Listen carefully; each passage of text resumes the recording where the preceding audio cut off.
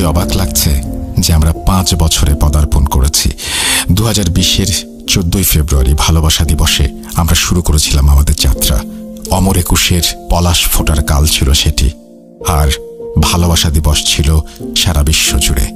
সেই সাথে চলছিল অমর একুশের বইমেলা।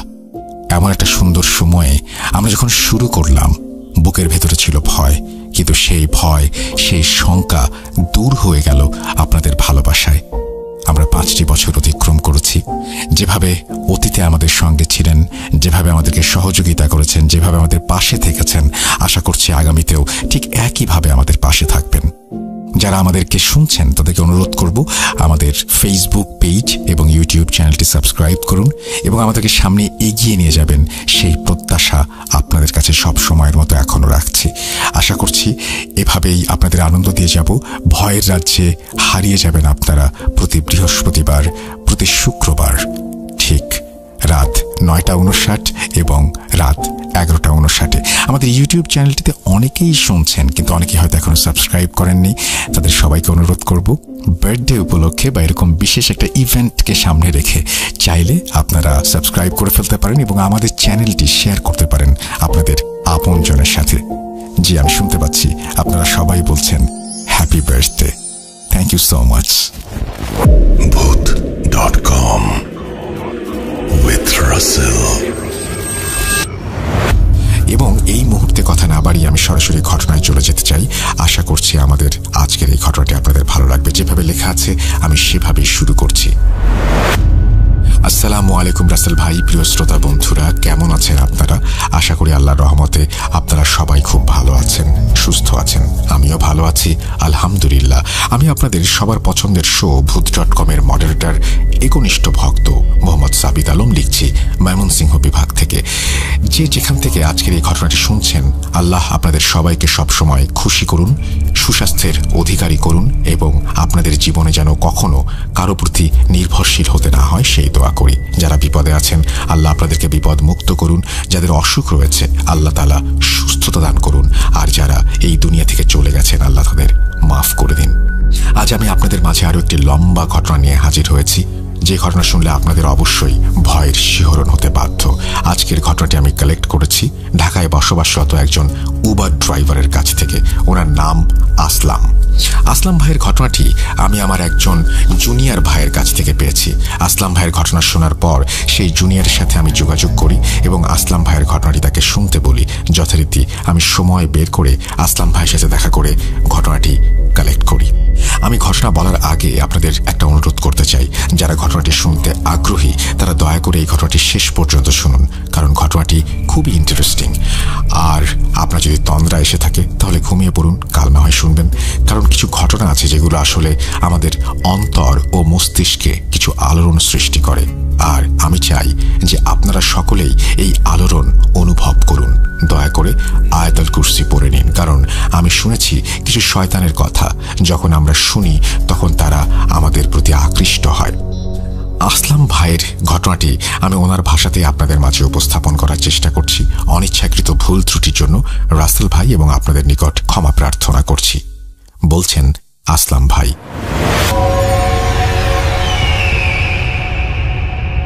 আসসালামু আলাইকুম, আমি আসলাম। পেশায় আমি একজন উবার ড্রাইভার। আজ আমি আপনাদের নিকট যে ঘটনাটি শেয়ার করব সেটা প্রায় 6 বছর আগে আমার জীবনে ঘটে যাওয়া একটি ঘটনা। সালটা হবে 2019। আমি সদ্য গ্র্যাজুয়েশন শেষ করার পর বেকার বেশে বাসাতেই বসেছিলাম। বেকারত্বের এই সময়ে আমাকে আমার চাকরিজীবী বন্ধু বান্ধব এবং আমার মা বাবার কাছ থেকেও অনেক কথা শুনতে হয়েছে। এত ধিক্কারজনক কথাবার্তাও শুনেছি। ভাবলাম যে এভাবে বসে না থেকে বরং কিছু একটা করা যাক, কিছু টাকা কামাতে পারি, আমার শরীর থেকে বেকারত্বের এই ট্যাগটাও যেন চলে যায়। আমার বাবা একজন বেসরকারি চাকরিজীবী ছিলেন। একটি স্বনামধন্য কোম্পানিতে উনি সিনিয়র ম্যানেজার পোস্টে দায়িত্বরত ছিলেন। খুব বেশি টাকা পয়সা না থাকলেও কম ছিল বলবো না। আমি খুব কষ্ট করে আব্বুর কাছ থেকে একটি সেকেন্ড হ্যান্ড গাড়ি কেনার জন্য অনুমতি নিলাম এবং এও বললাম যে গাড়ি কেনার জন্য উনি আমাকে যত টাকাই দেন না কেন আমি সেটা পরিশোধ করব। আমার আব্বু বুঝতে পারলেন যে ছেলে আসলে এবার কিছু করতে চাইছে। আমার কথা আর আবদার শুনে টাকা ফেরত দেওয়ার কন্ডিশনে উনি আমাকে গাড়ি কেনার টাকা দিয়ে দিলেন। আমি মনে মনে বললাম আলহামদুলিল্লাহ।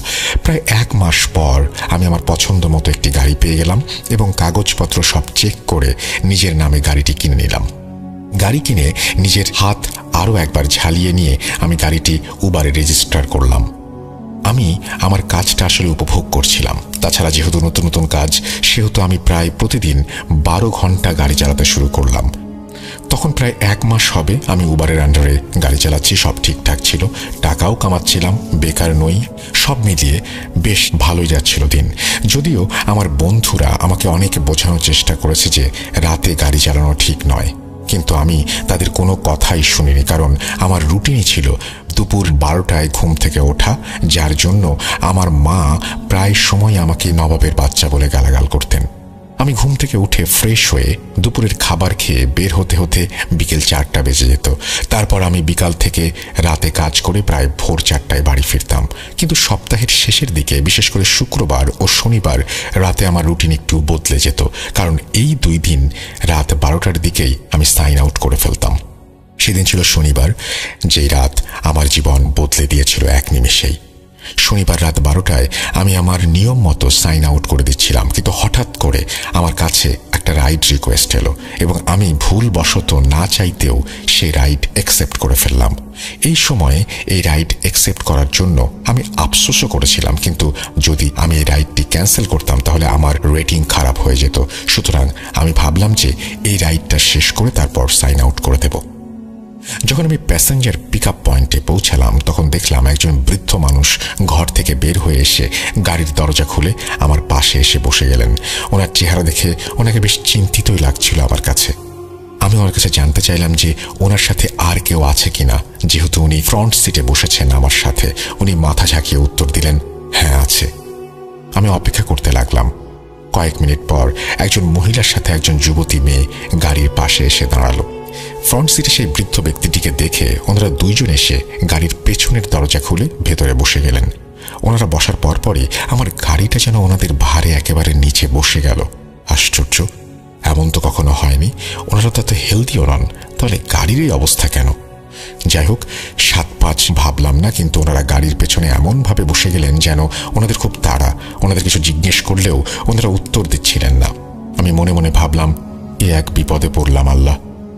আমি লুকিং গ্লাসের পেছনের দিকে নজর দিয়ে দেখলাম যে সেখানে শুধু একজন যুবতী মেয়ে বসে আছে, যাকে দেখে খুবই দুর্বল মনে হচ্ছে। মেয়েটির পাশে একজন মহিলা, যার অবস্থা দেখেও মেয়েটির মতোই মনে হচ্ছিল, খুব টায়ার্ড।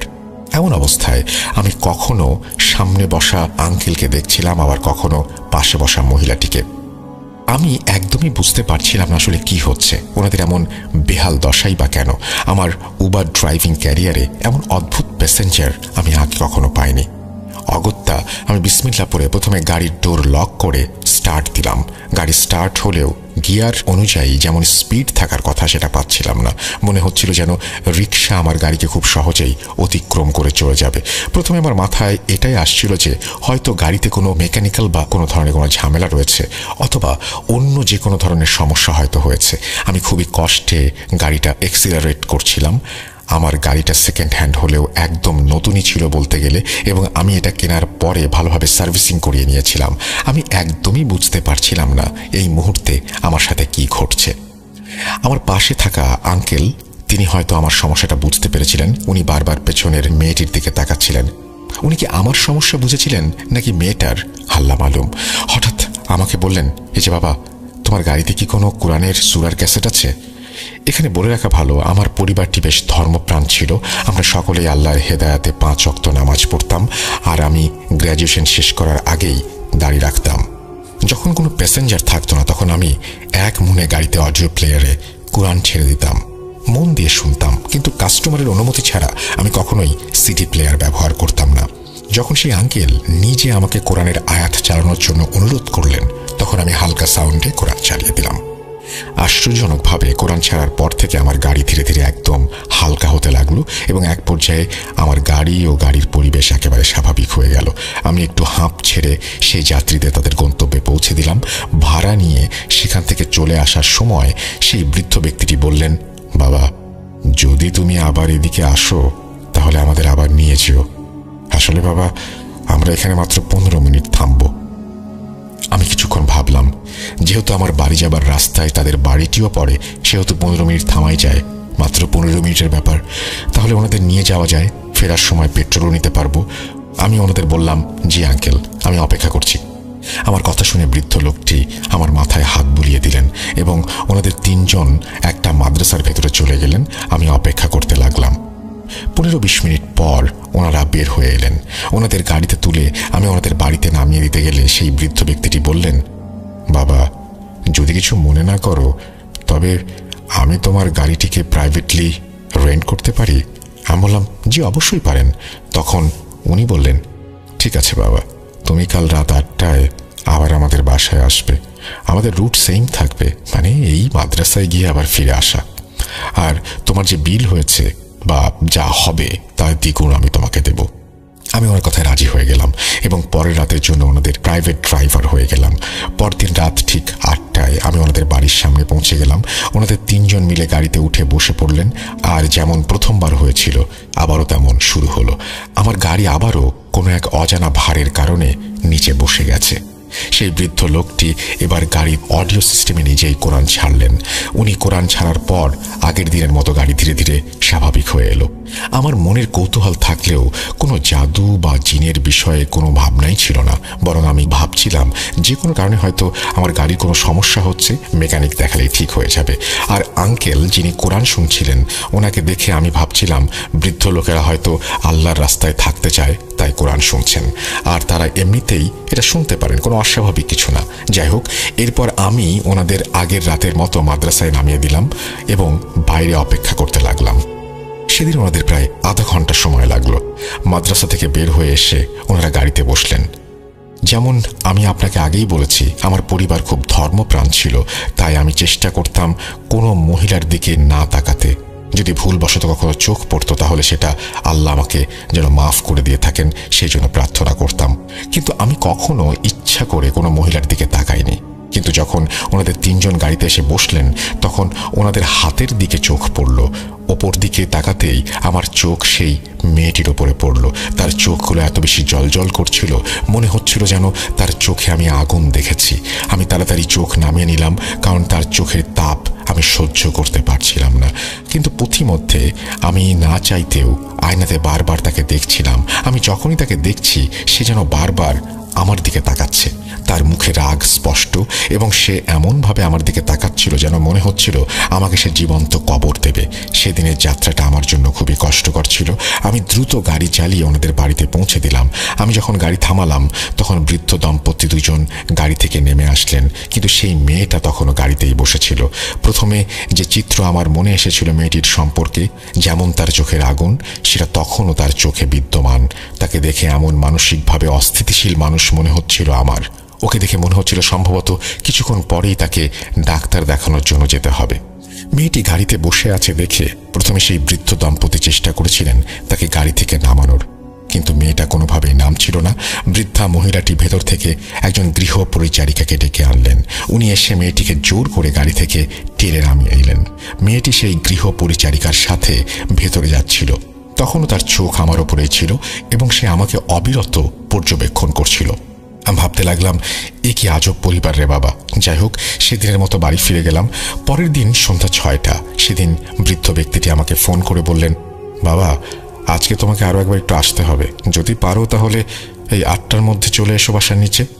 আমি এবার মনে মনে ঠিক করে নিয়েছিলাম যে এখন থেকে এই লোকদের আর রাইড দেব না। কিন্তু ওই বৃদ্ধ ব্যক্তির কথাটায় এমন অদ্ভুত রকমের একটা মায়া ছিল এবং যেভাবে উনি অনুরোধ করেছিলেন আমি চাইলেও ওনাকে না বলতে পারিনি। আমি ঠিক 8টার সময় ওনাদের বাসার সামনে পৌঁছে গেলাম। আজ ওনাদের গাড়িতে বসার আগেই আমি কোরআন চালু করে দিয়েছিলাম। 2-3 মিনিট পর আমি ওনাদের বাড়ি থেকে বের হতে দেখলাম। ওনাদের 3 জন গাড়িতে এসে বসলেন আর আমি ড্রাইভ করে সেই মাদ্রাসার উদ্দেশ্যে বেরিয়ে পড়লাম। আমি আজ কিছুটা অবাক হলাম যে আজ গাড়িতে মানুষ সেই আমরাই। আমি গাড়ি সার্ভিসিং করাইনি, কিন্তু আজ আমার গাড়িটি নিচে বসে পড়েনি, ভারীও হয়নি, একদম ঠিকঠাক। আমি আমার মতো করে গাড়ি চালাচ্ছিলাম। তখন আমার নজর সেই মেয়েটির দিকে যায়নি। হঠাৎ লুকিং গ্লাসে চোখ পড়তে আমি দেখলাম সেই মেয়েটি জানালার বাইরে তাকিয়ে আছে। আমি আমার চোখ সরিয়ে নিয়ে ড্রাইভিংয়ের দিকে মনোযোগ দিলাম। যথারীতি সময় মতো আমার গাড়ি মাদ্রাসায় এসে দাঁড়ালো। আমি ওনাদের মাদ্রাসার সামনে নামিয়ে একটু বিশ্রাম নেয়ার জন্য গাড়ির পেছনের সিটে শুয়ে পড়লাম।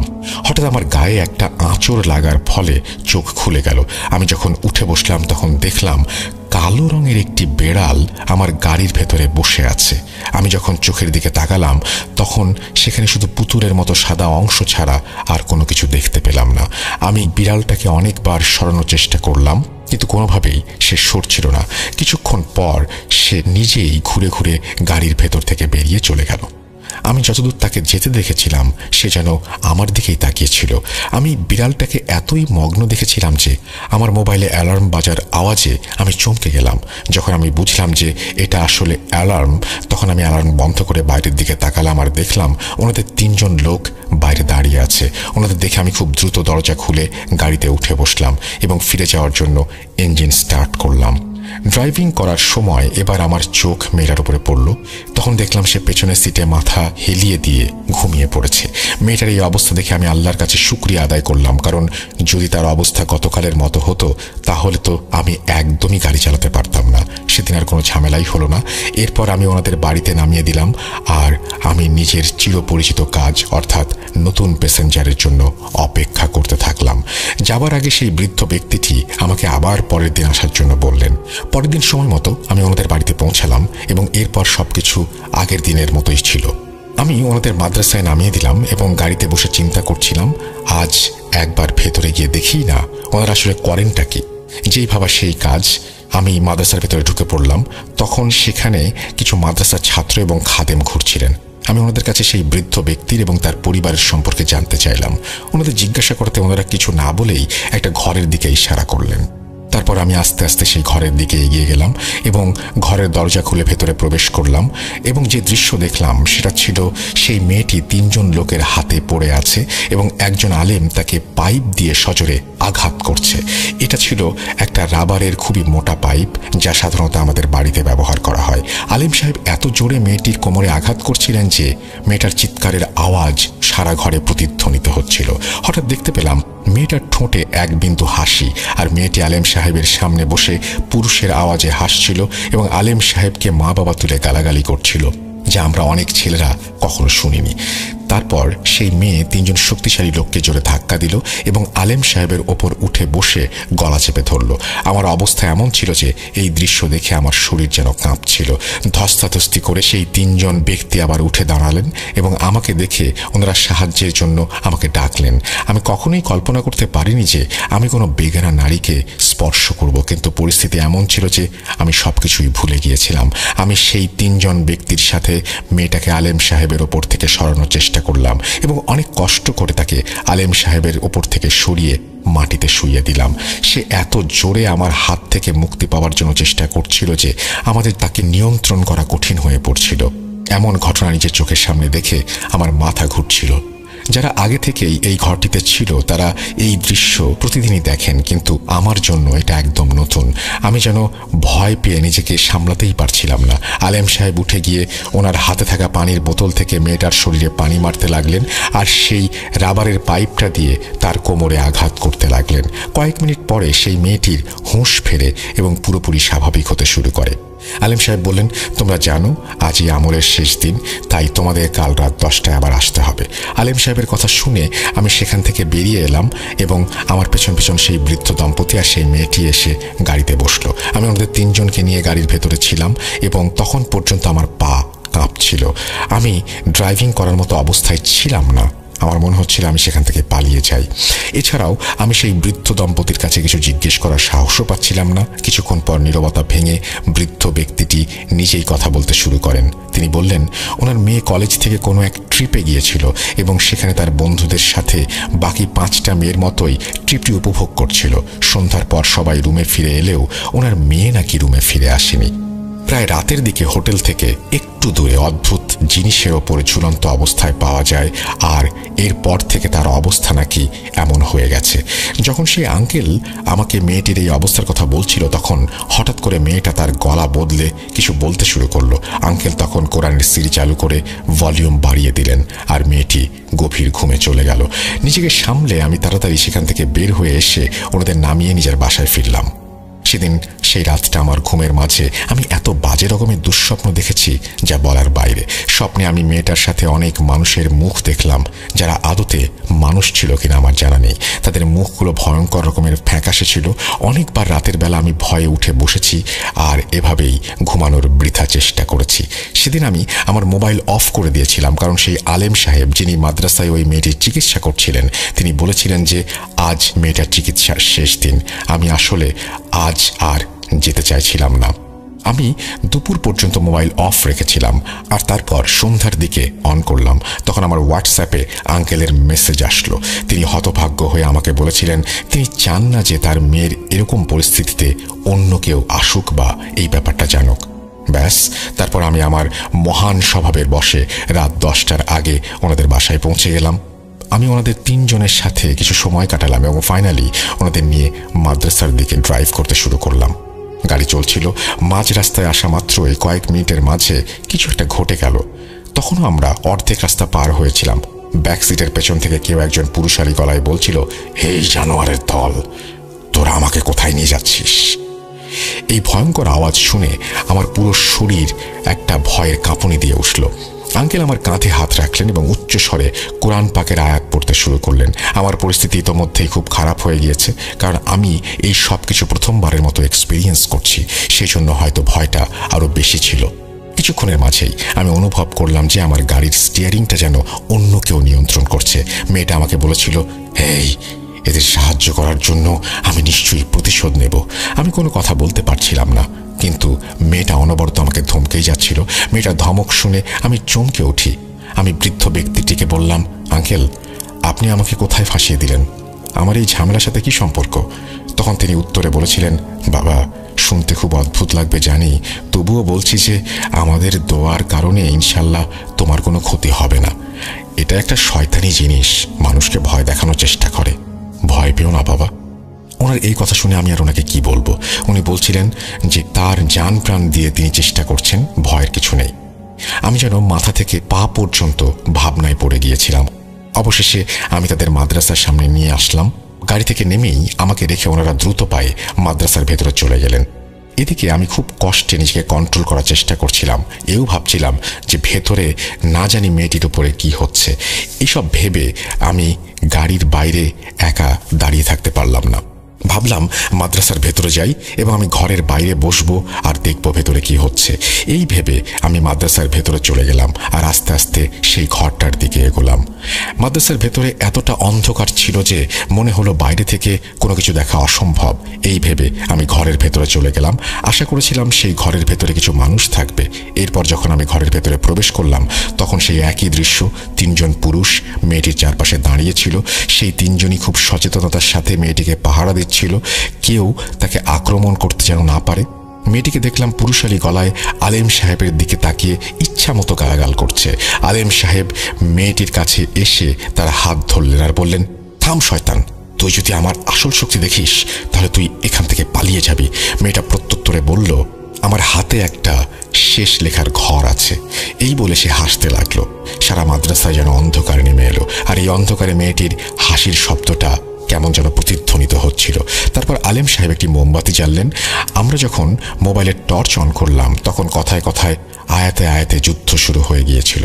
আলেম সাহেবের মুখে অনবরত আয়াত উচ্চারিত হচ্ছিল, আর মেয়েটা সবার সামনে বসে অনবরত গালাগাল করছিল।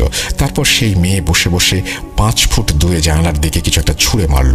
আলেম সাহেব হঠাৎ করে তার হাত দিয়ে সেই জিনিসটা ধরতে গেলেন। এরপর আলেম সাহেবের মুখ থেকে কিছু একটা বের হলো, আর মেয়েটা মেঝেতে পানি থেকে তুলে আনা মাছের মতো তরপাতে লাগলো। মনে হচ্ছে তার জীবনের আলো হয়তো নিভে আসছে। সে 2 হাত দিয়ে নিজের মাথা চেপে ধরেছিল এবং কিছুক্ষণ পরপরই মেয়েটি অচেতন হয়ে যাচ্ছিল। তারপর আলেম সাহেব তার আব্বুকে বলতে শুরু করলেন, দেখেন ভাইজান, সে তো এখান থেকে চলে গেছে, কিন্তু আপনাদের এখানে আর 1 সপ্তাহ আসতে হবে। আর আমাকে একটু চাপ দিতে হবে। আলেম সাহেবের কথা শেষ হতেই আমরা মেয়েটিকে শুধু উঠিয়ে গাড়িতে নিয়ে শুইয়ে দিলাম। আমি যত দ্রুত সম্ভব তাদেরকে বাড়িতে নামিয়ে দিলাম। হঠাৎ আমার পেছন সিট থেকে ওই পুরুষালী আওয়াজটা ভেসে এলো, যে আওয়াজটা সেই মেয়েটির মতো লাগছিল। যখন আমি পেছনে তাকালাম, আমি পাথরের মতো হয়ে গেলাম। আমার শরীরে রক্ত হিম হয়ে গেল। আমার গাড়ির পেছনের সিটে সেই কালো বেড়ালটাকে দেখতে পেলাম, যাকে আমি 2-3 দিন আগে মাদ্রাসায় দেখেছিলাম। তার চোখ যেন আগুনের শিখার মতো জ্বলজ্বল করছে। সে আমার দিকে অপলক দৃষ্টিতে তাকিয়ে আছে।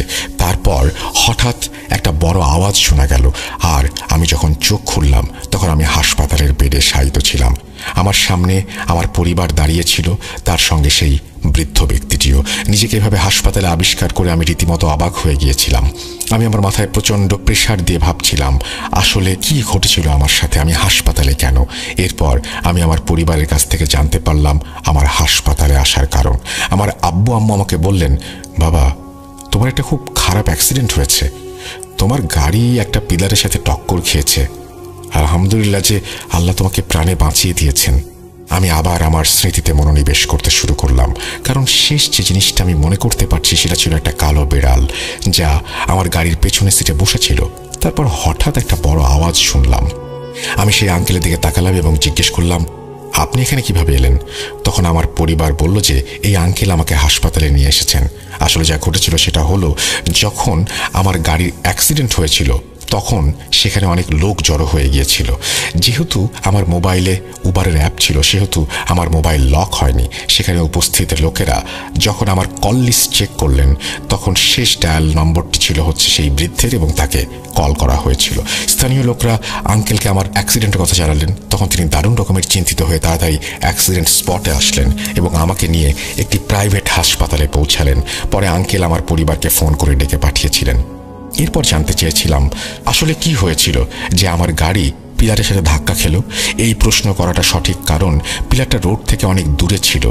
আমি আমার পরিবারকে 7-5 বুঝিয়ে দিলাম আর আপাতত বাড়ি চলে যেতে বললাম। আমার ছোট ভাই বাদে বাকি সবাই বাড়ি ফিরে গেল। এরপর যখন আমার পরিবার সেখান থেকে চলে গেল, তখন সেই আঙ্কেল বাহানা করে আমার ছোট ভাইকে বাইরে পাঠিয়ে দিলেন এবং আমাকে জিজ্ঞেস করতে লাগলেন, বাবা, সত্যি কথাটা বলো তো আসলে কি হয়েছিল? আমি ওনাকে সেই বিড়ালের কথা জানালাম আর বললাম যে কাল রাতে আমার গাড়ির ভেতরে আমি বিড়ালটাকে দেখতে পেয়েছিলাম এবং নিয়ন্ত্রণ হারিয়ে ফেলেছিলাম তার পরপরই।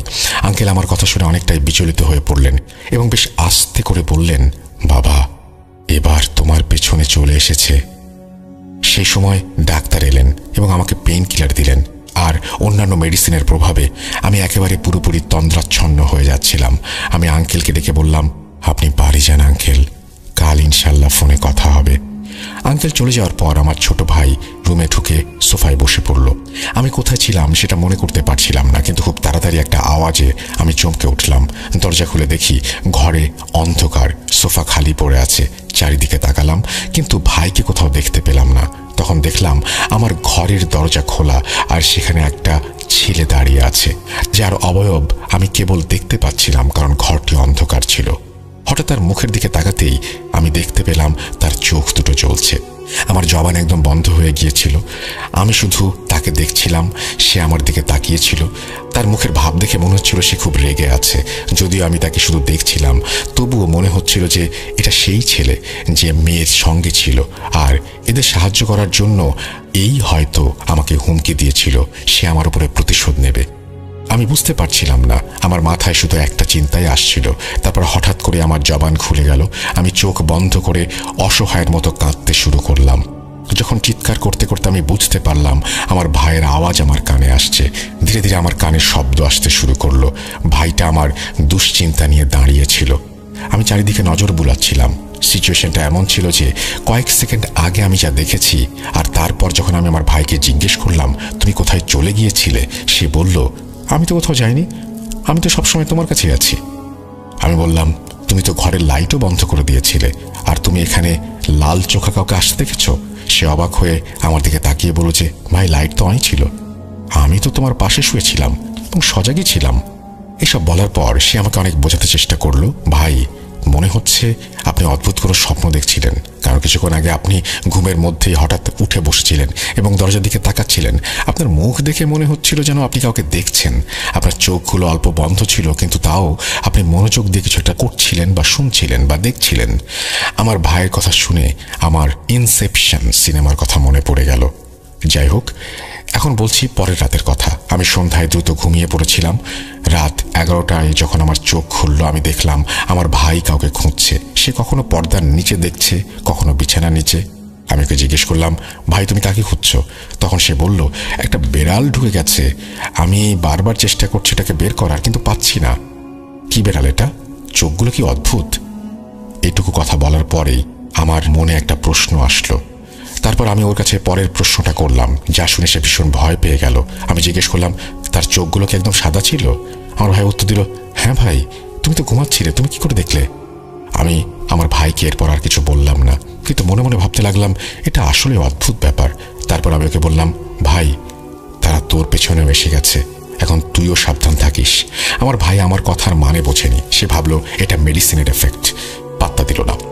এরপর থেকে আমার চোখে খুব অদ্ভুত অদ্ভুত স্বপ্ন আসতে শুরু করলো। তখন মনে হলো, কেননা এই আঙ্কেলের কাছ থেকে পরামর্শ নেই। আমি সেই আঙ্কেলকে ফোন করলাম, কিন্তু তিনি তখনও সেই একই ভয়ে ছিলেন। যখন আমি ওনার খোঁজ খবর নিলাম, তিনি বললেন, বাবা আমার মেয়ের অবস্থা খুব খারাপ। আমি প্রশ্ন করলাম, কি হয়েছে? আঙ্কেল ফুঁপিয়ে ফুঁপিয়ে কাঁদছিলেন আর আমাকে বলছিলেন, বাবা ওরা এবার এসে গেছে। কথাটা শুনে আমার মাথা থেকে পা পর্যন্ত ঠান্ডা হয়ে গেল। আমি ওনাকে জিজ্ঞেস করলাম, তাহলে এখন আপনি কাকে চিকিৎসা করবেন? সে আঙ্কেল বললেন, সন্ধ্যায় ওই মাদ্রাসার আলেম সাহেব ওনাদের বাড়িতে আসছেন। আমি যদি চাই তবে যেন আমার ভাইকে নিয়ে তাদের বাড়িতে চলে যাই। আমিও আসলে জানতে চাচ্ছিলাম যে আমার অসুস্থ হবার কারণটা কি। ঠিক করলাম ভাইকে নিয়ে ওনাদের বাসায় যাব। এই ভেবে আমি আমার ভাই সন্ধ্যায় ওনার বাসায় পৌঁছালাম। ভেতরে গেলাম এবং সে আলেম সাহেবকে দেখতে পেলাম। একটা জিনিস যা আমাকে খুব অবাক করেছিল, যে এত জোরে ওই মেয়েটিকে পাইপ দিয়ে মারত, যদি তার জায়গায় কোনো পুরুষও থাকতো হয়তো মারা যেত বা অজ্ঞান হয়ে যেত, কিন্তু সেই মেয়ের ওপর সেই পাইপের আঘাতের কোনো প্রভাবই পড়তো না। আরেকটা জিনিস যা আমি শুধু ওই দিনই অনুভব করলাম, যখন আমি ঘরের ভেতরে ঢুকলাম এবং ওই আলেম সাহেবকে দেখলাম, তখন আমার চোখে যেন রক্ত চলে এলো। আমার ইচ্ছে হলো আমি তার গলা কামড় দিয়ে ছিঁড়ে ফেলি। এরপর আমি আর মনে রাখতে পারিনি সে কি করেছিল। যখন আমার চোখ খুলল, তখন আমি সেই আঙ্কেলের বাড়িতে ছিলাম এবং তাদেরই বিছানায় শুয়েছিলাম। আমার পাশে আমার ছোট ভাই বসেছিল আর ওকে খুবই চিন্তিত মনে হচ্ছিল। আমি ওনাদের সবাইকে জিজ্ঞেস করতে লাগলাম, আমি এখানে এই বিছানায় কেন? আমি তো একটু আগে ওই ঘরে ছিলাম। তখন আঙ্কেল চোখ নিচু করে ফেললেন, কিন্তু ছোট ভাই যেটা বলছিল সেটা এমন। সে বলল, আমি যখনই ঘরে ঢুকলাম তখন আলেম সাহেব ওই মেয়েটিকে পাইপ দিয়ে আঘাত করছিলেন। আমি নাকি দৌড়ে আলেম সাহেবের সামনে গিয়ে পাইপটা তার হাত থেকে ছিনিয়ে নিলাম এবং সেই পাইপ দিয়ে আলেম সাহেবকে আঘাত করতে শুরু করলাম। আমার ভাইয়ের ভাষ্যমতে আলেম সাহেবকে মারার সময় নাকি আমার চোখ বন্ধ ছিল। এরপর আলেম সাহেব ওনার পাইপ আর ওনার লোকজনকে নিয়ে সেখান থেকে পালিয়ে গেলেন এবং যাওয়ার সময় বলে গেলেন, এটা আমার সাধ্যের বাইরে। যেন তিনি বলছেন, আমি কি আইনজীবী? আজ এই যে অঘটন ঘটল, এই সব কিছু আমি নাকি একাই করেছি। আমার একদম বিশ্বাস হচ্ছিল না আমি কোন মুসিবতে ফেসে গেছি, বুঝতে পারছিলাম না। আঙ্কেলকে দেখে খুবই খারাপ লাগছিল, কারণ উনি নিজেকে এর জন্য দোষী মনে করছিলেন। আর তারপর হঠাৎ কেন জানি না কোথা থেকে ওনার মেয়ে ঘরে ঢুকে পড়লো, পাগলের মতো হাসতে শুরু করলো। তারপর আমার দিকে তাকিয়ে সে বলল, দেখছিস আমরা তো বলেছিলাম ওকে সাহায্য না করতে। আর তারপর মুহূর্তে যা ঘটল, আঙ্কেল তার মেয়ের কাছে গেলেন আর মেয়ের গালে দুটো থাপ্পড় মারলেন।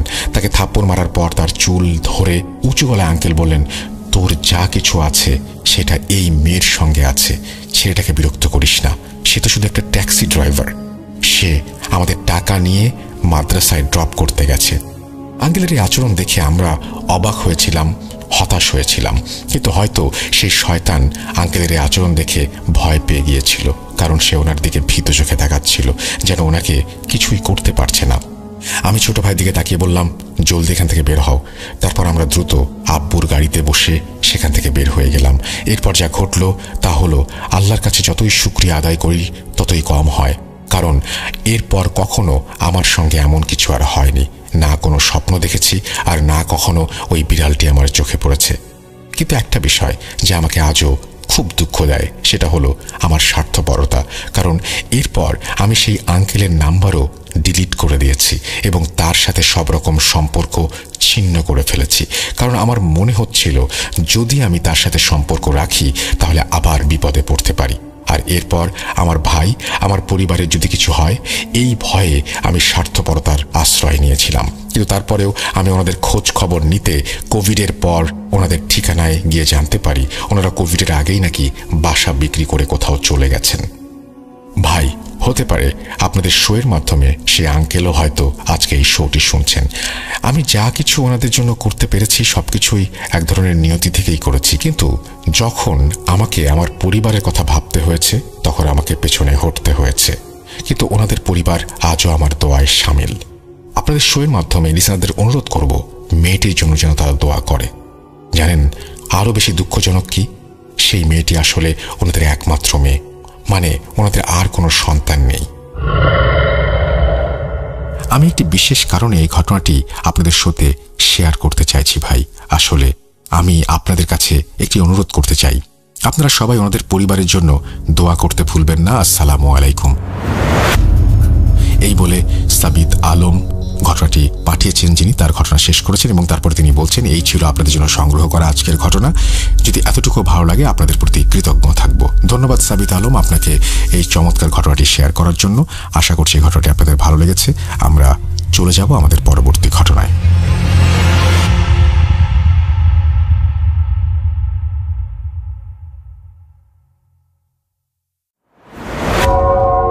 আবারও রাতের আঁধারে ভয়ের রাজ্য ফুঁড়ে ফিরেছি সেই পুরনো সুরে। বিশ্বাস করা বা না করা আপনার ব্যাপার, but the old music comes alive. Truth.com. The fear returns with Russell. Welcome back. আপনাদের সবাইকে স্বাগত জানাচ্ছি আমি রাসেল। আশা করছি আপনারা সবাই ভালো আছেন, ভালোর দলে আছেন। আমিও ভালো আছি, ভালোর দলে আছি। আমরা কথা না বাড়িয়ে সরাসরি চলে যাব আমাদের আজকের প্রথম যে অডিও ক্লিপটি সেটিতে, এবং আশা করছি প্রথম থেকে শেষ পর্যন্ত আমাদের সঙ্গেই থাকবেন। চলুন শুরু করা যাক।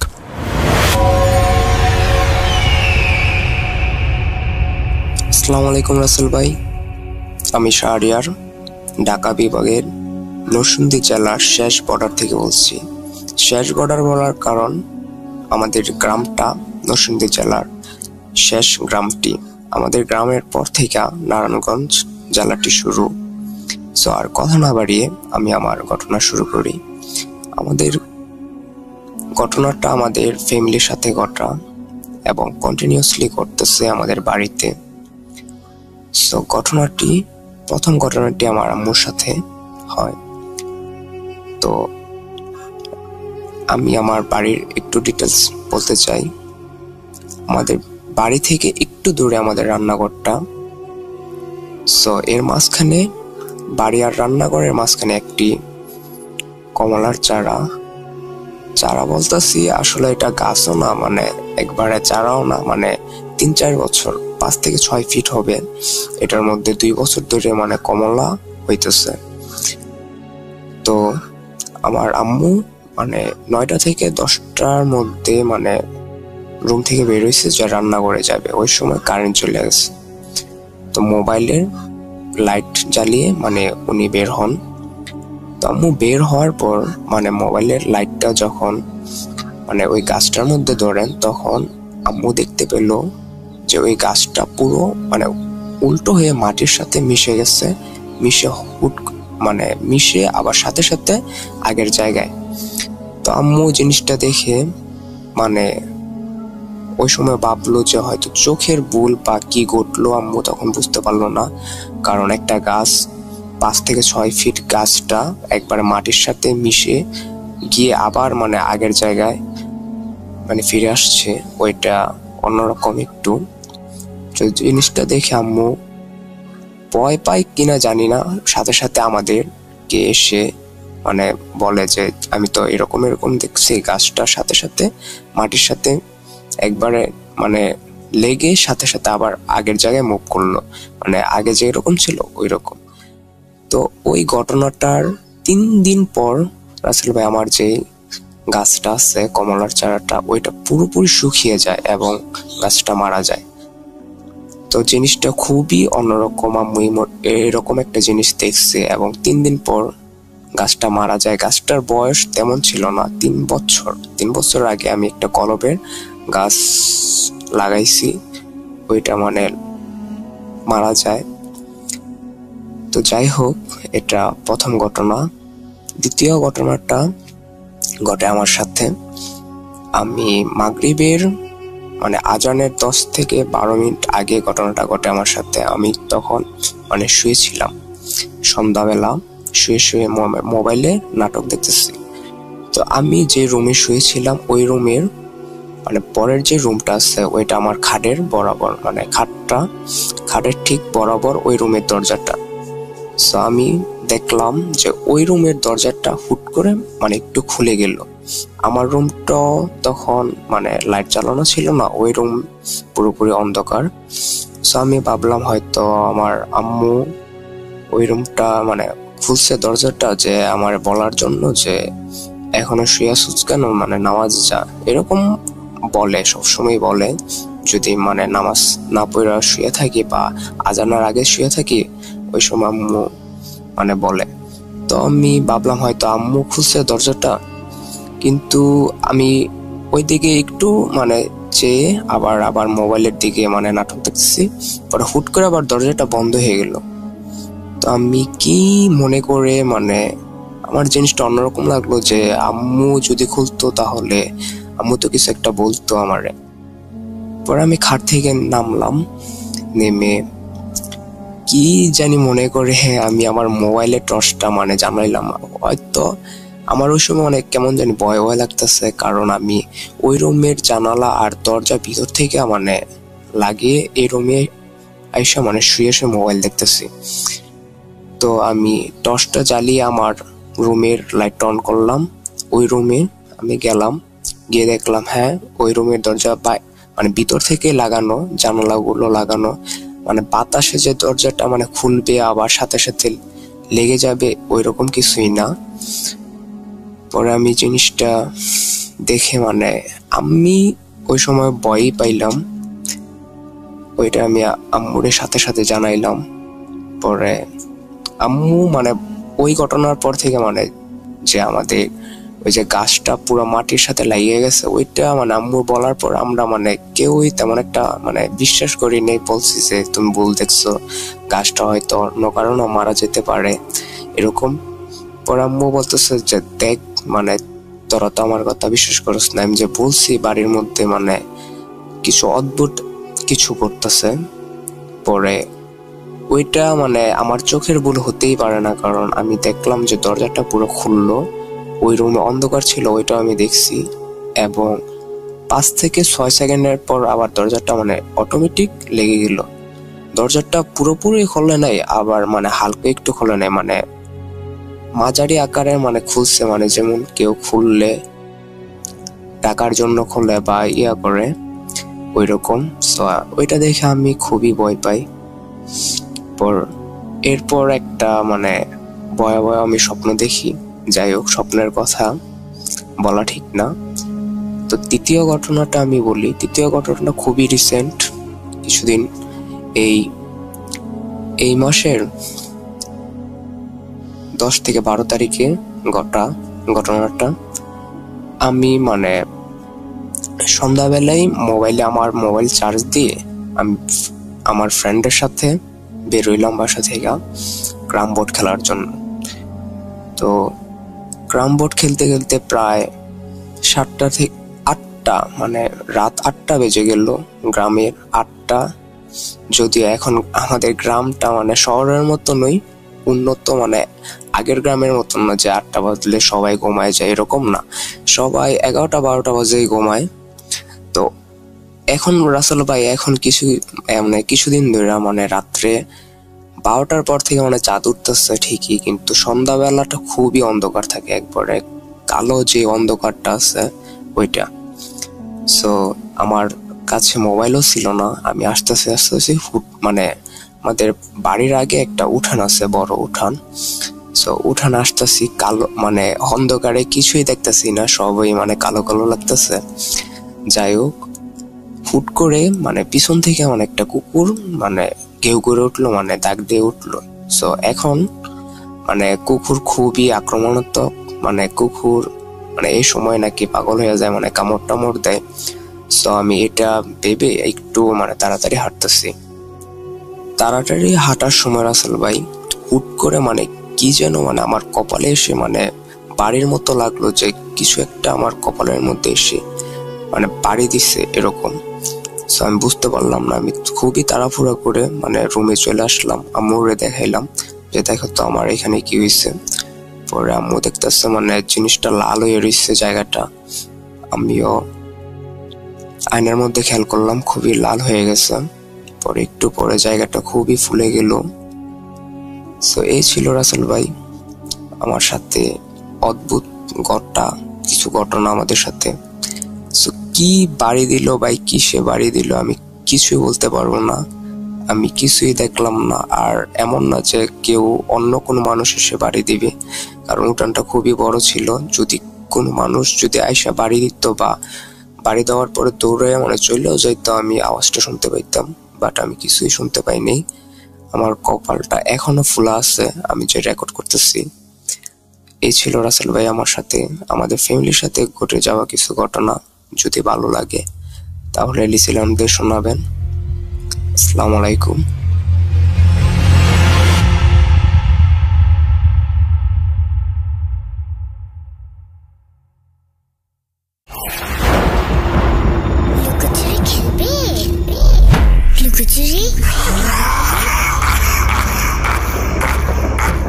You will never be alone.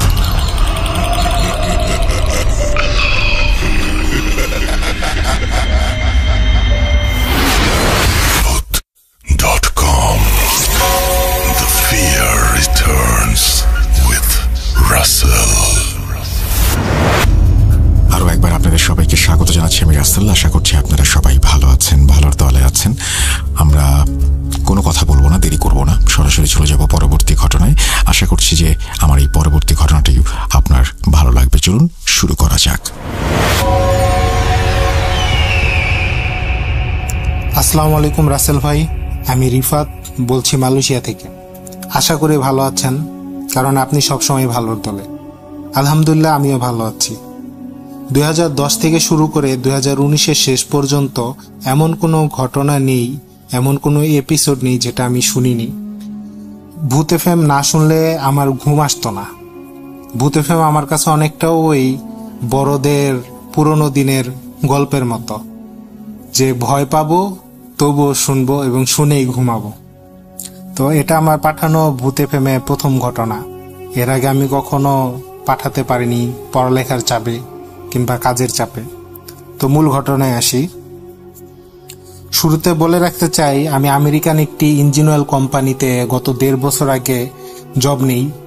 তো কাজের সুবাদে তারা আমাকে পরীক্ষামূলকভাবে সিঙ্গাপুর এবং পরবর্তীতে মালয়েশিয়া পাঠায়। তো ঘটনাটা এখানে মালয়েশিয়াতে আমাদের একজন পুরাতন স্টাফ বাবু ভাই, তো বাবু ভাইয়ের সাথে আমি থাকা অবস্থায় এই ঘটনাটা ঘটে। তো কিছুদিন পরে আমাদের এখানে মালয়েশিয়াতে চাইনিজ নিউ ইয়ার খুবই ঘনঘটা করে পালন করা হয়, খুবই বড় করে পালন করা হয়। তো তার আগে সব ধরনের কোম্পানির সব ধরনের হিসাব, স্টক বা লসের, লাভের সব পরিমাণ তারা রিপোর্ট নেয়।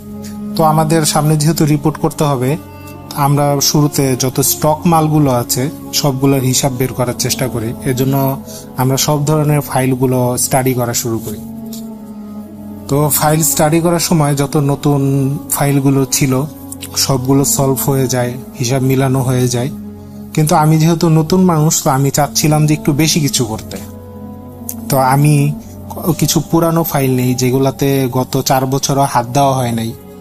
তো এরকম ফাইলগুলো নেওয়ার পরে দেখি যে বাহিরে আমাদের একটি স্টোর আছে, অনেকটা শেড। শেডের পেছন সাইডে প্রচুর পরিমাণে মাল আছে যেগুলোতে গত 4 বছরে হাত দেওয়া হয়নি। তো আমি ভাবলাম, আমি আর বাবু ভাই ভাবলাম যে এগুলোর হিসাব বের করে ফেলি, কতগুলা আছে, কতগুলা আসছিল, কতগুলা ছিল, এরকম একটা কিছু। কিন্তু ওটা এমন ভাবে রাখা ছিল যে ওই পর্যন্ত পৌঁছাতে হলে আমাদের সামনে অনেক নতুন মাল আছে, সেগুলা সরিয়ে রাস্তা বের করে তারপর আমাদের ভিতরে ঢুকতে হবে। তো এক প্রকার বাধ্য হয়ে আমাদের এখানে ফোকলিফট আছে, অনেকটা ক্রেনের মতো একটি গাড়ি, তো সেটা দিয়ে আমরা ভারী মালগুলো সামনে থেকে সরিয়ে ফ্যাক্টরির ভিতরে রাখতে লাগলাম।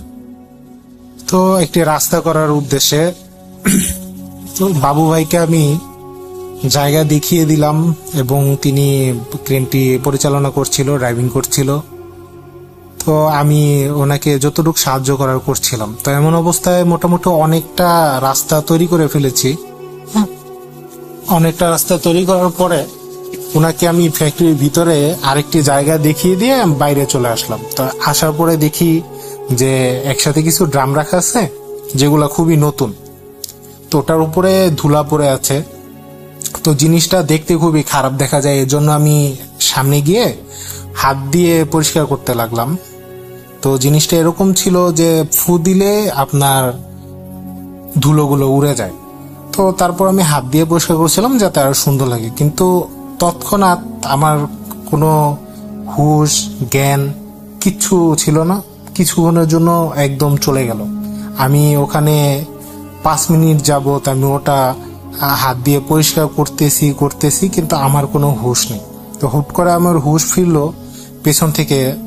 বাবু ভাই যখন আমার কাঁধে হাত রাখলো তখন আমার হুঁশ ফিরে আসলো এবং তিনি আমাকে হাত দিয়ে বললেন, রিফাত তুমি কি কিছু দেখছো?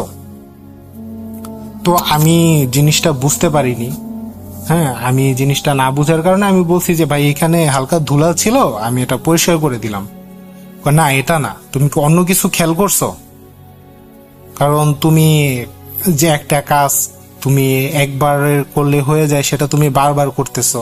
তো আমিও দেখছি, আমি ভাবছি যে তুমিও দেখছো, এই জন্য তুমি যা সামনে ইচ্ছে তাই করতেছো, তুমি ওটা দেখতে চাচ্ছ না। তো আমি তাকে শিওর করলাম যে না ভাই, আমি এরকম কোনো কিছু দেখিনি। কেন, কি হয়েছে? তো তখন উনি আমাকে বলল যে তুমি যখন আমাকে ওটা দেখিয়ে দিয়ে, জায়গাটা দেখিয়ে দিয়ে চলে আসলা, গ্রামের এখানে আসলা, তখন আমি ফোকলিফটটা ব্যাক দিয়ে গ্লাসে দেখতে দেখতে বের হচ্ছিল। তো আমার পেছনের চাক্কা বের হয়ে গেছে, অর্ধেকটা ফ্যাক্টরির ভিতরে অর্ধেকটা ফ্যাক্টরির বাইরে।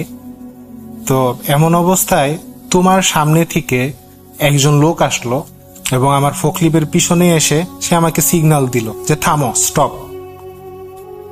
তো আমি জিনিসটা যখন দেখলাম আমি স্টপ করলাম আর আমি ওখানেই বসে রইলাম। আর তোমাকে দেখলাম যে তুমি শুধু ওইটাই কাজ করছো, কারণ ও তোমার সামনে দিয়ে আসছে। তো সে আমাকে স্টপ বলে সে ওখানে দাঁড়ালো। সে স্মার্ট, কোট পরা, প্যান্ট পরা, হাতে একটা ফাইল, হ্যাঁ, সে একটা হাসি দিল এবং সে এরকম পরা ছিল কিন্তু তার চেহারা বোঝা যাচ্ছিল না। সে যে কাপড় পরেছিল তার কোনো রং বোঝা যাচ্ছিল না এবং যে হাতের যে একটা মানুষের সাধারণ রং তাও বোঝা যাচ্ছিল না। সে হাসি দিল, মনে হলো একজন জেন্টলম্যান। সে ও অবস্থায় বের হয়ে গেট দিয়ে চলে গেল। তো আমি ততক্ষণ ওখানে দাঁড়িয়েছিলাম এবং সে যখন বের হয়ে গেল তখন আমি গাড়িটা নামিয়ে পার্ক করে তোমাকে ধরলাম। তো আমি অনেক অবাক হয়ে যাই এবং আমি বললাম যে ভাই আমার সামনে দিয়ে যে গেছে, তো আমি কি হয়েছে আমি বলতে পারি না, কিন্তু আমি যখন এই ড্রামটা পরিষ্কার করার জন্য ধরছি, আমি এটা অনেকক্ষণ যাবত করছি কিনা তাও আমার সঠিক খেয়াল নাই, কিন্তু আমি হুঁশ ছাড়া হয়ে গেছে, একদম অন্যমনস্ক হয়ে গেছে। তো তখন ভাবলাম যে এখন বাজে প্রায় 11:30, মালয়েশিয়াতে প্রচুর রোদের খুব তাপমাত্রা। তো এর মধ্যে আমরা দুজন আছি, তো এত দুপুরবেলা এত রোদের মাঝে তো এরকম ঘটনা ঘটার কথা না।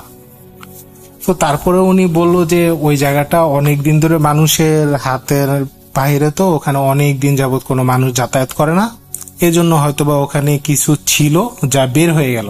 খারাপ না, কিন্তু ভালো ছিল, এই জন্য ভালোভাবে চলে গেল। তো তারপর আমি ওনাকে জিজ্ঞেস করলাম, আপনি কি ভাই তুলো রাশির জাতক, কারণ আমি ভূতে ফেম অনেক আগে থেকেই শুনি, আমার কিছু জানা আছে। তো উনি বলল যে হ্যাঁ ওরকমই ভাবতে পারো, কারণ এর সাথে আমার আরো অনেক ঘটনা আছে, এটা নিয়ে একটা এই সম্পৃক্ত একটা ঘটনা আমার সাথে ঘটে গেছে। তো জিজ্ঞেস করলাম যে ভাই কি ঘটনা? তো উনি বলল যে আজ থেকে প্রায় 8 বছর আগে মালয়েশিয়াতেই, উনি আমাদের এই কোম্পানিতে কাজ করতো না, তখন তিনি কাজ করত একটি আসবাবপত্র তৈরি করে, যেমন আপনার গ্লাসের যে সেটগুলা থাকে, গ্লাস সেট, প্লেট সেট, অনেকটা ডিনার সেটের কারখানা। তো ওই সময়কার না শুধু, এখনো মালয়েশিয়াতে যেসব ফ্যাক্টরি এরিয়াগুলা তৈরি করে, ওরা পাহাড় কেটে রাস্তা করে, পাহাড় কেটে সমতল বানায় এবং চারদিকে পাহাড়ের উপরে জঙ্গল, পাম বাগান, এইগুলার মধ্যেই ওরা এইসব এলাকাগুলো করে। তো তখন উনি যিনি করতেন, তখন ওই সময়টা আরো অনেক আগের, তো এই কারণে তাদের অনেক ঘন জঙ্গলের মাঝে মাঝে ফ্যাক্টরিগুলো করা হতো। তো ওখানে তারা ছিল 5 জন, তারা 5 জন কাজ করতো। অটোমেটিক মেশিন, তারা মেশিন থেকে বের হলো, ডিনার সেটগুলো বের হলে সেগুলো প্যাকেট করতো, সাজিয়ে রাখতো, হ্যাঁ, এবং পরবর্তীতে তারা ওখানে ফ্যাক্টরির ভিতরেই রুম দেওয়া ছিল, তারা ঘুমাতো ওখানেই তারা রান্না বান্না করতো, খাওয়া দাওয়া করতো, ওখানেই ঘুমাতো।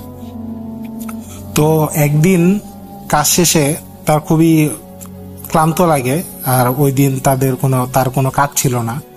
আপনার যারা প্রবাসী তারা খুব ভালোভাবে জানে যে তারা কাজ শেষে যদি 5-6 জন একসাথে থাকে, তারা একটা রুটিন করে নেয় যে একদিন এ বাজার করবে, ইনি কাটাকাটি করবে, আরেকজন রান্না করবে, আরেকজন রেস্ট থাকবে,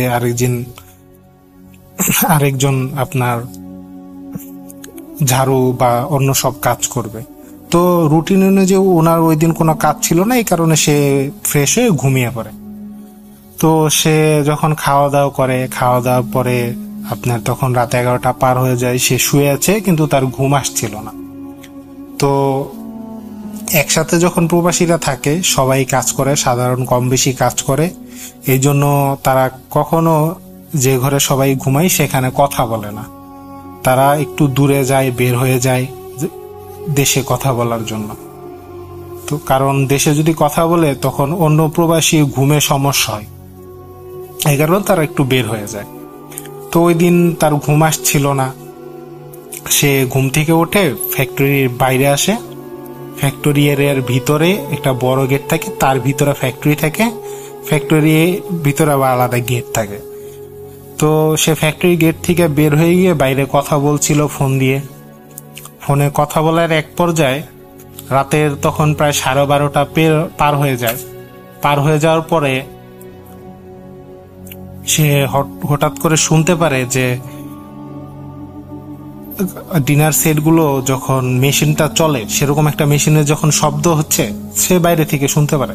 তো তখন সে চিন্তা করে যে প্রায় 12:30টা বাজে, তো এত রাতে কে মেশিন স্টার্ট করবে, আর এখন তো ওভার টাইমও নাই যে কেউ কাজ বাকি রাখছে সেগুলো করতেছে। তো সে তাড়াতাড়ি কথা শেষ করে সে ফ্যাক্টরির ভিতরে ঢুকে। তো ফ্যাক্টরির ভিতরে ঢুকে দেখে যে সামনের দিকে লাইট জ্বালানো আছে, কিন্তু পিছের দিকে যেখানে অন্ধকার, আলো পৌঁছাচ্ছে না, ওইখানে একটা মেশিন চলতেছে, কোনো মানুষ নেই কিন্তু মেশিন চলতেছে। তো সে সামনের দিকে গেল, মেশিনের কাছে গেল, দেখলো যে ডিনার সেটে যে প্রিন্টের মেশিনটা আছে ওই প্রিন্টের মেশিনটা চলতেছে, এবং ডিনার সেটগুলো আপনার অনেকটা কম্পন করছে আর কি। কম্পন করার মধ্যে তো সে চিন্তা করলো হয়তোবা কেউ কন্ট্রোল বোর্ড চালু রেখে চলে গেছে, হয়তোবা ইঁদুর উপরটা যাওয়ার কারণে চালু হয়ে গেছে। তো তখন সে কন্ট্রোল বোর্ডের কাছে গিয়ে দেখে যে কন্ট্রোল বোর্ডে কোনো লাইন নেই, ইভেন কারেন্টের সাথে যে আপনার লাইনটা, বিদ্যুতের সাথে যে লাইনটা, ওইটাও খোলা। তো তখন সে একটু ভয় পায়। তো ভয় পাওয়ার পরে সে তার পকেটে সিগারেট ছিল, নগদে সিগারেট জ্বালায়। তো সিগারেট জ্বালানোর সাথে সাথে হয় কি, মেশিনটা বন্ধ হয়ে যায়। বন্ধ হয়ে যায়। তারপরও সে ওখানে দাঁড়িয়ে দাঁড়িয়ে সিগারেট খেতে থাকে এবং ভাবতেছে যে কি হচ্ছে, বিদ্যুতের লাইন দেওয়া নাই, তারপরেও মেশিনটা চলতেছে। তারপরও সে চিন্তা করলো দেখি যদি কোনো রিজন থাকে, ভালো রিজন থাকে, তো সে দেখতে থাকলো। তো এমন সময় রেগে যদি কেউ জোরে জোরে নিঃশ্বাস নেয় এরকম শব্দ আসতে লাগলো। তো হুট করে যখন তার কানে আসলো, সে খুঁজতে লাগলো যে কোথা থেকে আসতেছে। তখন সে দেখলো যে ফ্যাক্টরির একদম পেছন সাইডে বাম পাশে একটি কোনায় দুজন দাঁড়িয়ে কথা বলতেছে এবং তার দিকে খুবই রাগান্বিত দৃষ্টিতে তাকায় আছে। দুজন রাগান্বিত দৃষ্টিতে তাকায় আছে। সে জিনিসটা দেখে এবং সে বুঝতে পারে যে না, এরা কোনো মানুষ না, এরা হয়তোবা আগুনের জন্য সামনে আসতে পারতেছে না, এই জন্য তারা খুবই রাগে অবস্থায় আছে। তো তখন সে আরেকটা সিগারেট ধরায় যাতে সামনে না আসতে পারে। সে তাড়াহুড়ো করে ওই ঘরে চলে যায় এবং তাদের একজন বড় ভাই ছিল ওই সময়, তো তাকে ডাক দেয়। তাকে বলে যে ফ্যাক্টরির ভিতরে কেউ আছে, আমি দুজন মানুষকে দেখলাম ফ্যাক্টরির ভিতরে আছে। তো ওনার বড় ভাই বলে যে চাবি আমার কাছে, মেন গেট তালা মারা, কে ঢুকবে, আমরা ছাড়া কে ঢুকবে, তুমি কি দেখছো না দেখছো, ঘুমাও। তারপরও সে জোর করে তাকে তুলে আনার পরে সে সব লাইট জ্বালিয়ে দেয়। পরবর্তীতে আর খুঁজে পায় না। তো তখন সে বললো যে হয়তোবা তুমি কিছু ভুল দেখছো, তো তুমি যদি ভুল দেখো এটা নিয়ে টেনশন করো না, তুমি আসো ঘুমায় পড়ো, রাত করে আর বাইরে থাকার কোনো দরকার নেই।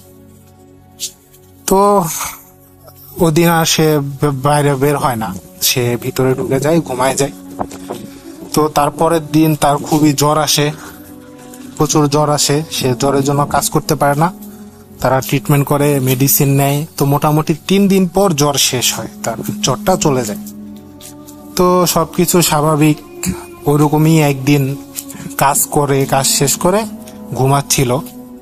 ওই দিন ওই 5 জনের ভিতরে আরেকজন, উনি মোটামুটি রাত 3টার দিকে আপনার ঘুম থেকে উঠে ওয়াশরুমে যাবে। তো সে উঠে স্বাভাবিক মতো উঠে, তার মধ্যে কোনো রকম যেখানে প্যারানর্মাল কিছু আছে বা এরকম ফেস করতে হতে পারে এরকম কোনো ধারণা নাই বা কোনো জ্ঞান নেই। তো সে উঠে ওয়াশরুমে যায়। ওয়াশরুম থেকে যখন বের হয়ে আসে তখন সরাসরি ওই যে মেশিনটা কাঁপছিল ওটা তার চোখে পড়ে। হ্যাঁ, সেটা অন্ধকারে এবং তার উপরে 2 জন বসে আছে এবং মেশিনটার গ্লাসগুলো কাঁপাকাঁপি করছে, ভাইব্রেট করছে। হ্যাঁ, ডিনার সেট গুলো ভাইব্রেট করছে এবং ওনারা 2 জন চোখ দুটো খুবই লাল লাল করে তাকিয়ে আছে এবং বলছে যে তোরা খুবই বার বাড়ছিস, তোদের ব্যবস্থা করতে হবে। তো এই জিনিস সে দেখে সে কন্ট্রোল করতে পারে না নিজেকে, সে খুবই ভয় পায় এবং খুব জোরে শাউট করে চিল্লানি দিয়ে সে অজ্ঞান হয়ে যায়। তো তার চিৎকার শুনে সবাই বের হয়ে আসে, লাইট ধরিয়ে দেয়। তো দেখে যে উনি ফ্লোরে পড়ে আছে। তারপর উনাকে নিয়ে যায়, প্রচুর জ্বর আসে। তারপরের দিন তারা মোটামুটি 3 দিন জ্বর থাকে। জ্বর ছাড়ার পরে তারপর সে বলে যে তার সাথে এরকম হয়েছে। তো পরক্ষণে তারা দেখে যে 2 জনের সাথে যখন এরকম হলো তো অবশ্যই কিছু আছে। তারপর ওনারা আশেপাশে খোঁজ শুরু করলো যে মালয়েশিয়াতে তো বাংলাদেশি তখন পাওয়া খুবই কষ্ট। তো তারপরে খোঁজ করতে লাগলো যে এরকম কোন লোক আছে কিনা যারা এরকম ধর্মচর্চা, এরকম জিন ভূত নিয়ে কাজ করে। তো তারা অনেক খোঁজাখুঁজি শুরু করলো, বন্ধু বান্ধবদের বললো চারিদিকে। তো তারা পেল অনেক দূরে একজন লোক আছে যে বাংলাদেশে থাকতে এগুলো করতেন, কিন্তু পরবর্তীতে সে মালয়েশিয়া চলে আসছে। তো তাকে অনেক রিকোয়েস্ট করে এক বন্ধের দিন, রবিবার বন্ধের দিন তাকে আনা হয় এবং সে আসার পরে তিনি দেখে, সবকিছুই দেখে এবং দেখার পরে বলল যে ওই মেশিনটাই কি। তো তখন সবাই অবাক হয়ে যায় যে তাকে তো এখনো বলা হয়নি যে কোন মেশিনটাই কি সমস্যা হচ্ছে। তো সে ওইখানে যায়, ওখানে যাওয়ার পরে বলে যে এখানে তোমাদের 2 জন বৌদ্ধ মিয়ানমার থেকে আসছিল, ওরা 2 জন বৌদ্ধ, ওরা 2 জনে ফ্যাক্টরিতে ইলেকট্রিক শর্ট খেয়ে মারা যায়। দুজন একসাথেই মারা যায়। তো মারা যাওয়ার পরে থেকে ওদের রূপ নিয়ে আশেপাশের কিছু বদ জিন এখানে মানুষকে ভয় দেখায়। অথবা এর আগে কখনো তোমরা দেখোনি বা ফেস করনি, তো ওর মধ্যে তোমাদের ভাগ্যে পড়ে গেছে, তোমরা দেখছো। তো তার পরবর্তীতে উনি বলে যে মিলাদ পড়াও, কারণ এটা তো অমুসলিমদের কারখানা, কখনো কোনো মিলাদ পড়ানো হয়নি। তো তারা সবাই মিলাদ করে এবং পরবর্তীতে হুজুর ওই ফ্যাক্টরিটা বন্ধ করে দিয়ে যায়। তো তারপর থেকে আর কোনো সমস্যা হয়নি। তো এই ছিল আমার ঘটনা রাসেল ভাই, আশা করি ভালো লাগবে। আর আমি যেহেতু প্রথম ঘটনা পাঠিয়েছি, ভুল ত্রুটি হলে ক্ষমার দৃষ্টিতে দেখবেন। আর আমি একজন বাইকার, আমি বাংলাদেশে থাকতে প্রায় 64 জেলা রাতে ভ্রমণ করেছি। তো সেই ক্ষেত্রে আমার ভ্রমণ নিয়ে অনেক ঘটনা আছে, পরবর্তীতে পাঠানোর চেষ্টা করব। তো এই ছিল রাসেল ভাই, বুথ এফএম দীর্ঘজীবী হোক। আল্লাহ হাফেজ।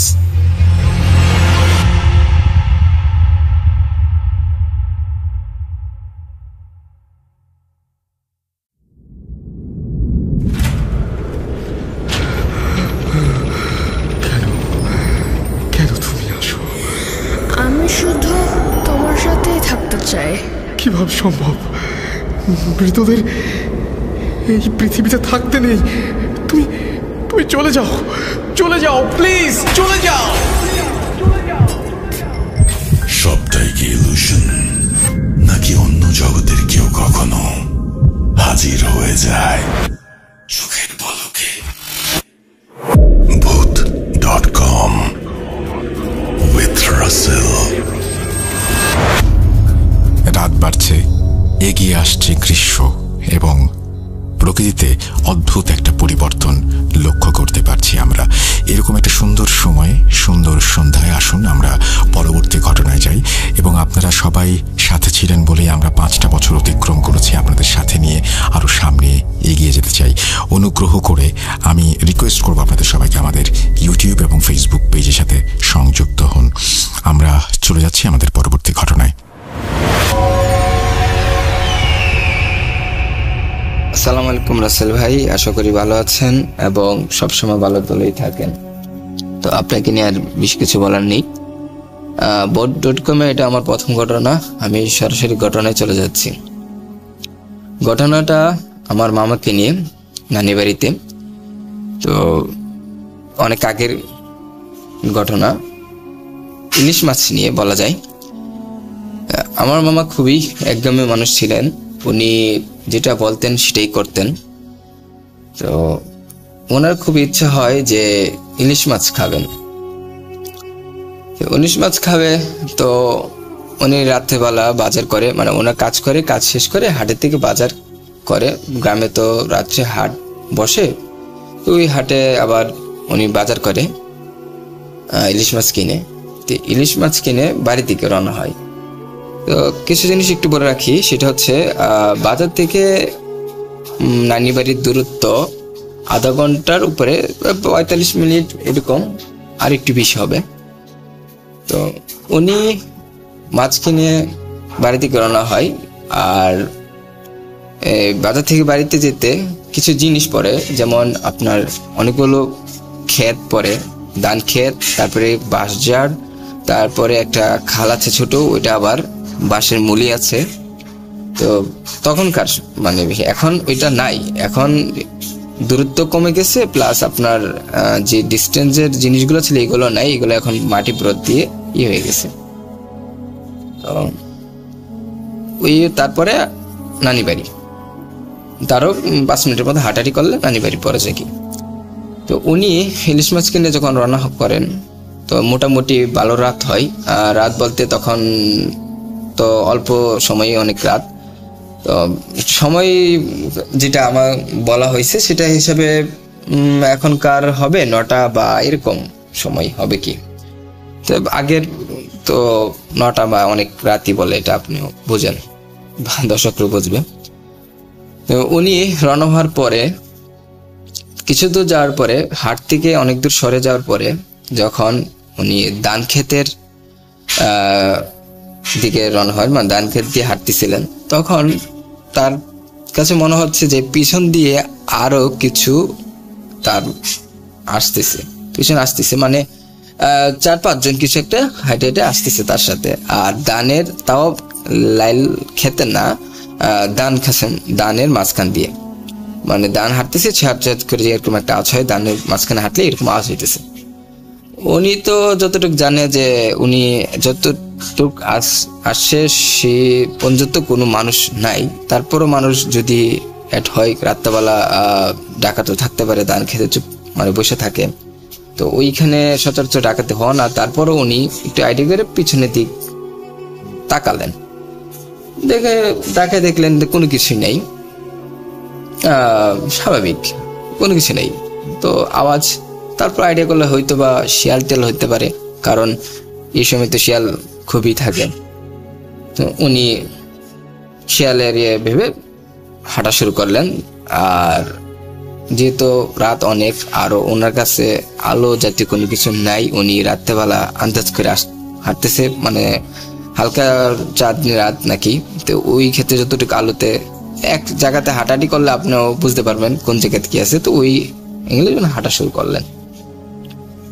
তো হাঁটতেছেন, আওয়াজটা তো ধান ক্ষেত পর্যন্ত মোটামুটি ছিল, মানে আওয়াজ হইতেছে আবার হয় না, এরকম ভাবে ছিল। তো উনি যখন ধান ক্ষেত শেষ করে একটু মাটির রাস্তায় উঠলেন, উঠে হাঁটা শুরু করলেন, তখন কাছাকাছি বাজারের কাছাকাছি যাওয়ার পরে পিছন থেকে তাকে এক মেয়ের কণ্ঠে তাকে বলতেছে যে তুই একটা কাজ কর, তুই তো মাছটা নিয়ে যেতে পারবি না, আমরা যদি চাই তোরকে মাছটা নিতে দিব না, মাছটা রেখে দিতে পারি, কিন্তু আমরা এটা চাচ্ছি না। তুইও যেহেতু শখ করছস যে ইলিশ মাছ খাবি, আমরাও মাছটার প্রতি রূপ আশা পড়ছি, তুই একটা কাজ কর, মাথার সাইডটা আমাদেরকে দিয়ে তুই নিঞ্জের সাইডটা নিয়ে যা, আমরা চাইলে তোর মাছটা নাও দিতে পারি, কিন্তু তুই শখ করছস, আমরা শখ করছি, তুই একটা কাজ কর, মাথা সাইডটা দিয়ে যা আর নিজের সাইডটা নিয়ে যা। হঠাৎ করে যখন এরকম একটা কথা শুনে তখন একটা মানুষের কিরকম ফিল হওয়ার কথা, উনি একটু হতভম্ব হয়ে যায়, আরে কি ব্যাপারটা কি, হুট করে এরকম মেয়ের কণ্ঠে ইলিশ মাছ মাথা সাইড নিয়ে যাবে, আবার রেজের সাইড তাকে দিয়ে দেওয়ার জন্য, মানে কিরকম। উনি সাহসী ছিলেন, পিছন দিক ঘুরে তাকায়, না কোনো কিছু নাই, স্বাভাবিক অনেকগুলো বাসজার দেখা যাচ্ছে। উনি আবার নর্মাল সাইডে অভিজ্ঞতা আছে হালকা পাতলা, অনুষ্ঠিত আরো অনেক ঘটনা ঘটছে, এমন গেছে নাকি এরকম কিছুর সাথে দস্তাদস্তি হয়েছে। তো উনি তো আইডিয়া করলেন যে হয়তো বা এরকম কিছু একটা যেটা তার ইলিশ মাছের দিক শখ করছে, যে ইলিশ মাছটা খাবে। উনিও মানে বললাম এক মানুষ একটু করে বলতেছে যে না, কেন আমি ইলিশ মাছ দিব, ইলিশ মাছ আমি দিব না, ইলিশ মাছ আমি শখ করছি খাবো, পুরাটাই খাবো, আর তুমি নিবা মাথার সাইডটা কেন নিবা, দরকার নাই, তোমার নেওয়ারই দরকার নাই, তুমি এগুলার দিক আর দিতে চাইও না। সে এই কথা বললে শুধু আবার হাঁটা শুরু করলো। তো মোটামুটি বাসটা যখন শেষ পর্যায়ে চলে যাবো, তখনই মানে যখন শেষ করে কিছুতে হাঁটলি আপনার বাঁশের ফুল পরে, এমন সময় ওনাকে আবার অ্যালার্ট করে যে এই তুই কিন্তু মাছটা দিলি না। তো আবার বলতেছি মাছটা চাইলে কিন্তু আমরা পুরাটাই রাখতে পারি, কিন্তু তোরে আমরা পুরাটা নিতেছি না, তুই অর্ধেকটা দিয়া যা, তুই অর্ধেকটা নিয়ে যা। তোরে কইতেছি তুই কথা শুনতেছস না কেন? উনি একটু রেগে গেছে, রেগে বলতেছে যে তুমি কি আমাকে চিনো, চিনো আমাকে, আমি কার ছেলে? আরেকটা জিনিস আসলে বলে রাখি, আমার নানা খুবই কবিরাজি মানুষ ছিলেন, উনি কবিরাজি বলা যায় না, বাট ওনার কাছে জিন টিন থাকতো, এটা নানি আছে, নানির কাছ থেকে শুনতে, আমার আম্মুর কাছ থেকে শুনতাম। তো জিন টিন পালতেন আর এতে অনেক চিকিৎসা করতেন, ওইভাবে কোনো কবিরাজি না, পালতেন বলতে ওনার কাছে এমনি থাকতেন নাকি, ফরজগার মানুষ ছিলেন, তাই উনি ইয়ে করতেন। তো এইরকম কিছু প্যারানর্মাল কিছু হইলে উনি এটা ট্রিটমেন্ট করতেন। তো যাই হোক, তো উনি ওই সভাতে তখন কি, তো উনি বললেন যে তুমি কি আমাকে চিনো, আমি কাজ ছেলে জানো, তুমি আমাকে এইভাবে বারবারে ইয়ে করতেছো, আমি তোমাকে মাছ দিব না মানে দিব না, তুমি কি করো দেখি। উনি এই রাগ কইরা জিদ কইরা হাঁটা শুরু করলেন। তো ওইটা পিছন থেকে আর কোনো আওয়াজ নাই, কোনো সাউন্ড নাই, কোনো কিছু নাই।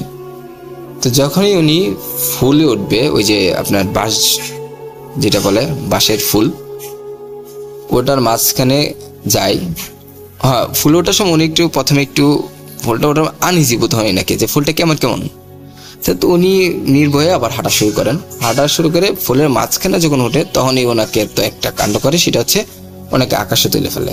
মানে হুট করে, আলহামদুলিল্লাহ উনি খুবই স্বাস্থ্যবান ছিলেন, ভারী মানুষ ছিলেন, খুবই স্বাস্থ্য, আগের মানুষের স্বাস্থ্য যেরকম হয় কি, ওনাকে হুট করে যখন আকাশে তুলে ফেলেন উনি তো অবাক। ভাই আমি মানে উনি কি বলবো বা উনি কি নিবে, কোন কিছু ইয়া নেই। তো উনি যখন আকাশে উঠে বলার বলে ওনাকে আলগি দিয়ে দেয় বা এরকম কিছু, তো উনি যেটা বলে যে তার ঘাড়ে মানে ধরে আলগি মারে।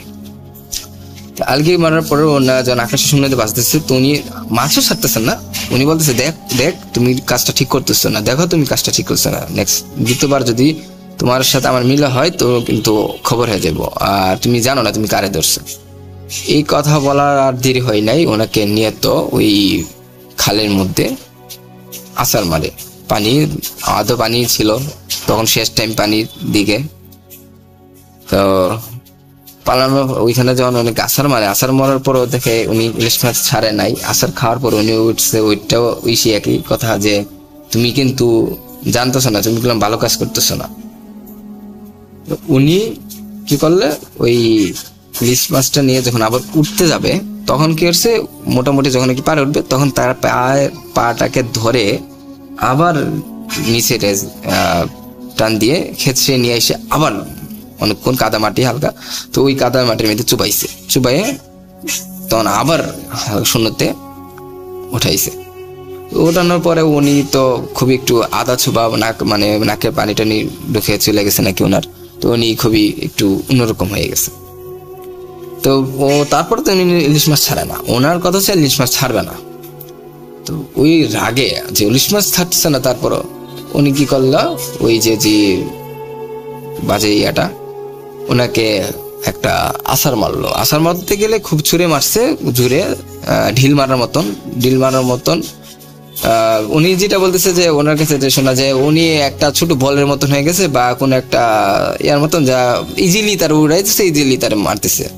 তো মারার পরে যখন ঢিল দিল, তার গাছের সাথে বিকট পরিমাণে উনি বাড়ি খায়, মানে খুবই জোরে আওয়াজ হয়, আর উনি খুবই ব্যথা পাওয়ার পরে সেন্সলেস হয়ে যায়।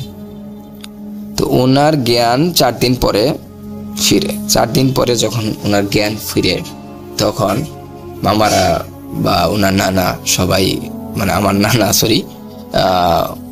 নানারা খুবই ওনাকে বলে যে তুমি নানা আগে থেকে বিষয়টা অ্যাভয়েড হয়ে গেছে, যে তুমি ইলিশ মাছটা দিয়ে দিলে না কেন, তোমার এই রাগ তো ভালো ছিল না, আর তুমি হয়তো বা তোমাকে মেরেও ফেলতে পারতো, তুমি ইলিশ মাছ দিলে না কেন। তো উনি জ্ঞান ফেরার পরে মোটামুটি যখন একটু সুস্থ হয় তখন বলতেছে যে আমাকে কই থেকে পাইছে না আর কিভাবে পাইছে, যে সকালে তুমি যখন আসছো এটা তো আর খবর নাই, সবাই রাত্রে অনেক তোমাকে খোঁজাখুঁজি করছি, তারপর সকালে তোমাকে যারা কাজ করতে যায় তখন তোমাকে এখানে পাইছে, আর তোমার অবস্থা খুবই খারাপ ছিল, সারা শরীর জ্বর, তুমি লড়াচড়া করার মতন ছিল না, তো তোমাকে দৌড়াদৌড়ি করে নিয়ে পরে বাড়িতে নিয়ে আসছে। তারপরে মামা বলতেছে যে আপনি জানলেন কিভাবে তার বাবাকে যে আমি ইলিশ মাছ চাইনি। ও তুমি যখন নিয়ে আসছো তখনই বুঝতে পারছি তুমি হয়তো বা কিছু একটা ঘটনা ঘটাইছো, তোমার আম্মুকে জিজ্ঞেস করছি যে তুমি নাকি ইলিশ মাছ আনতে যাবে, আর এই সময় তো ওইদিকে ইলিশ মাছ নিয়ে আসাটা মানে খুবই অন্যরকম। তো সেই ক্ষেত্রে আমি অন্যভাবে যাচাই করে দেখলাম যে তুমি ইলিশ মাছ নাকি, আর তোমাকে ইলিশ মাছ চাইছে, তুমি ইলিশ মাছ দাও নাই, তাও তোমাকে অর্ধেকটা দিতে বলছে, তুমি অর্ধেকটা দেওয়া নাই, তো তুমি অর্ধেকটা দিয়ে দিতা, তো উনি মামা সচ্ছল যখন হয়েছে তখন বলতেছে যে আপনি কিছু করলেন না, আপনি কিছু বললেন না, আপনি এদেরকে কিছু একটা বিহেভ করেন। তো নানা বলতেছে যে আমি কি বিহেভ করবো, ওরা তো তোমাকে ভালো একটা করছে, তুমি তাদেরকে রাগ দিয়েছো, তারা তো তোমাকে প্রথম ক্ষতি করতে চাইছে না, তুমি কেন তাদেরকে এইভাবে করলা। তো উনি আর কিছু বলেও নাই, নানা ওইটা নিয়ে আর কিছু বলে নাই। যাই হোক, পরবর্তী উনি যখন সুস্থ হয় আলহামদুলিল্লাহ, কিন্তু একটা সমস্যা তার হয়ে যায় যে ডিলটা দেওয়ার পরে তার পিছন সেটের সাটনি ভেঙে যায়। ওটা চিকিৎসা করার জন্য অনেক তার সমস্যা হয়। চিকিৎসা করার পর, তখনকার চিকিৎসাতে এত উন্নতি ছিল না, যতটুকু চিকিৎসা করছে করার পরেও মানে উনি কোনো সময় আপনার সোজা হয়ে বসতে পারতো না, একটু ব্যাক হয়ে থাকতে হইতো হালকা থেকে, আবার সোজা হয়ে শুইতে গেল মানে এক সাইডে শুইতো, কোনো সময় ওই সাইড হইতে পারতো না, ডাইন সাইডে থাকতে হইতো, বাম সাইডে উনি কোনো সময় শুইতে পারতো না, ওনার বাম সাইডে সমস্যাটা হয় কি। তো এটা ছিল ঘটনা। তো আমি জানি এটা কতটুকু ভয়ের, আর অনেক ঘটনা আছে আমার পরিবার সাথেও ঘটছে যেগুলা এটা আমার কাছে একটু অন্যরকম লাগছে, তাই আমি এটা বললাম।